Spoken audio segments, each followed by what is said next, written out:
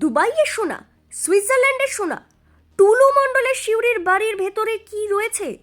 বৃহস্পতিবার সকালে ডেউচা থেকে টুলু মণ্ডলের ঘনিষ্ঠ আত্মীয় মিনার মণ্ডলের বাড়ি থেকে প্রায় 50 কোটি টাকার গুপ্তধন উদ্ধারের পাশাপাশি অভিযুক্তকে গ্রেপ্তার করা হয়।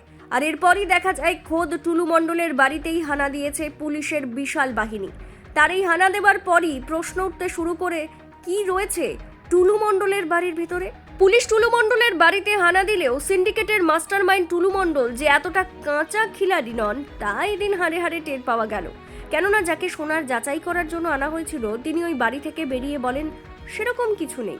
শিউরি 7 নম্বর ওয়ার্ডের তৃণমূল কাউন্সিলর, যিনি নিজে একজন স্বর্ণকার এবং সোনার দোকানের মালিক, সেই রঞ্জিত মান্নাকে প্রথম দফায় ডাকা হয় সোনা সহ অন্যান্য মূল্যবান ধাতু শনাক্ত করার জন্য। আর টুলু মণ্ডলের বাড়ি থেকে বেরিয়ে রঞ্জিত মান্না জানান সেরকম কিছু রয়েছে বলে তার চোখে পড়েনি, যেগুলি রয়েছে সেগুলি ব্যবহারের মতোই। সবথেকে উল্লেখযোগ্য বিষয় হলো এই সকল গয়নার মধ্যে আবার ইমিটেশনের গয়নাও রয়েছে। পুলিশ বাজেয়াপ্ত করেছে 150 গ্রাম সোনা আর 8 লক্ষ টাকা। শোনো, আমি বলি, যেহেতু আমার দ্বারাই হবে না, আমি স্যারকে বললাম, সেই জন্য আর দুটো এক্সপার্টকে নিয়ে এসছে, ওরা দেখছে। হ্যাঁ, এখন সোনা কি সোনা নয়, খুবই অল্প গয়না। এবার সেইগুলো আমি যেহেতু বুঝতে পারছি না, স্যারকে বললাম আমি সব রকম বুঝতে পারছি না, সেই জন্য আরো দুজন এক্সপার্টকে নিয়ে আসছে, ওরা দেখুক, ওরা বলবে। আমাকে ওই জন্য ছুটি দিয়ে দিল। না, এবার ওরা করবে, করে দেখবে। আপনাকে কি পরীক্ষার জন্য ডাকা হলো যেটা আপনি পারলেন না? সোনার কোনটা সোনা, কোনটা প্ল্যাটিনাম বা কোনটা ইমিটেশন, এটার জন্যই আমাকে ডেকেছিল। মোটামুটি সেগুলো কি জুয়েলারি ছিল নাকি? তো বিভিন্ন ধরনের আছে, ইমিটেশনেরও আছে।